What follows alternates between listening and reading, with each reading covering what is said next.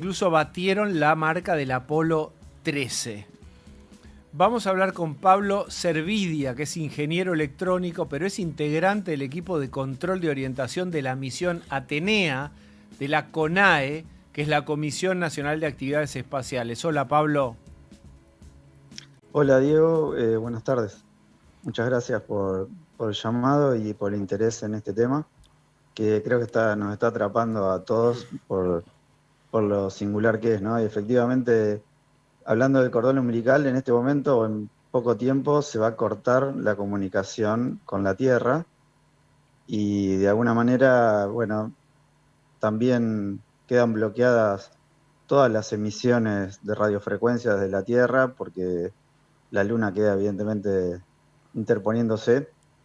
Así que es una situación que va a durar casi una hora, que está previsto sin comunicaciones hasta que después se recupere, ¿no? Ah, Pero obviamente, sí, no, ahí vamos a llegar a eso, que es interesantísimo, The Dark Side of the Moon, que todos conocemos por un disco, ¿verdad? Pero quiero hablar de por qué está más lejos que nunca y superó al Apolo 13. ¿Por qué esta misión ya superó al Apolo 13? bueno, antes que nada, solo una precisión. Si bien a veces se habla de lado oscuro y lado iluminado, en rigor eso depende de las fases de iluminación Claro. del Sol hacia la Luna.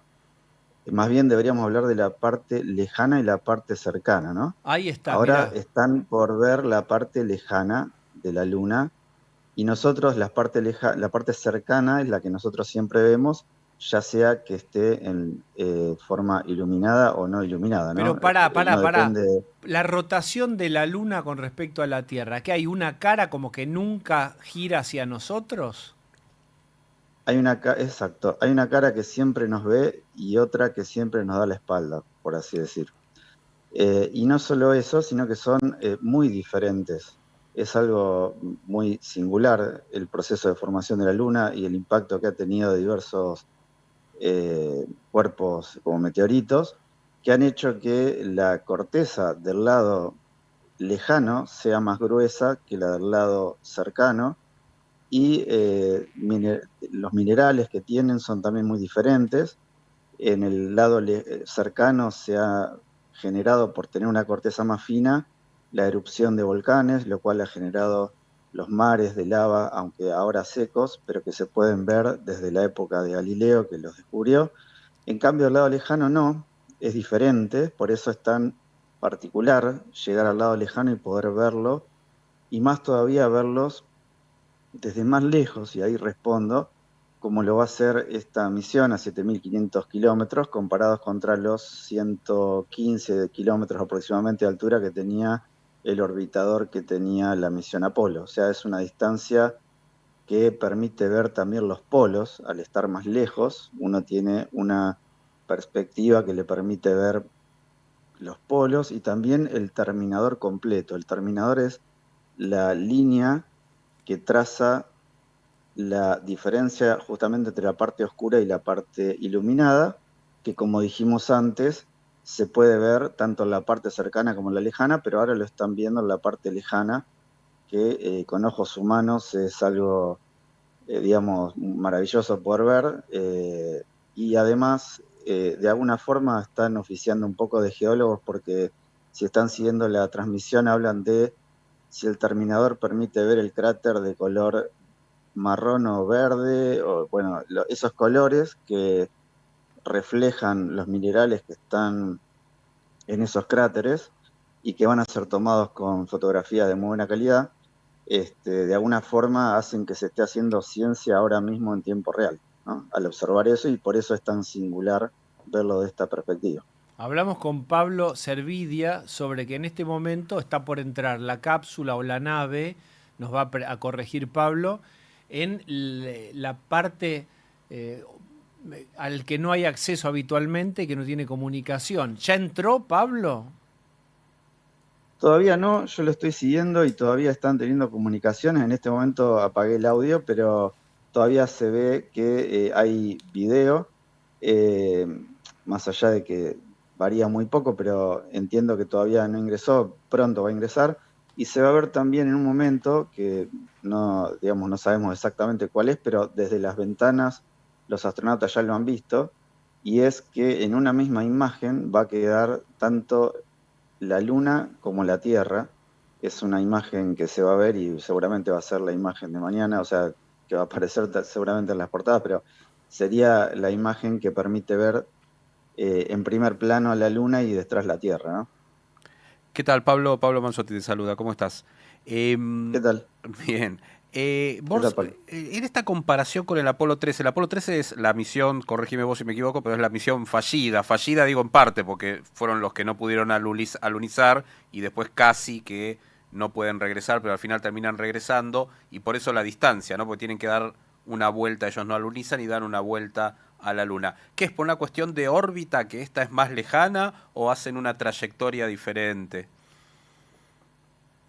Claro, primero que, bueno, obviamente como bien comentaste, eh, ese fue el récord anterior, digamos. Claro. Eh, de todos modos, hay una diferencia importante. Aquella vez, como yo había mencionado antes, nominalmente tenía que estar en el orden de los 100 kilómetros, en ese caso se pasó mucho, como 10 veces más de Sí, esa distancia, digamos, o tal vez más.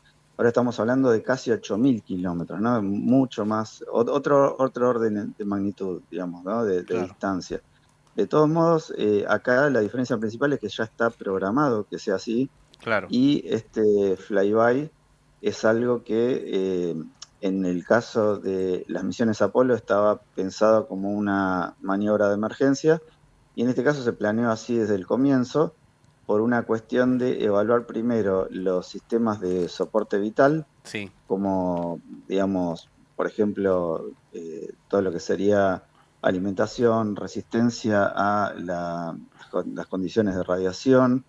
Obviamente a esa distancia no estamos protegidos por los campos magnéticos como estamos nosotros, e incluso están los astronautas en la Estación Espacial Internacional, donde están eh, muchos días, incluso meses, o han superado el año en algunos casos. claro.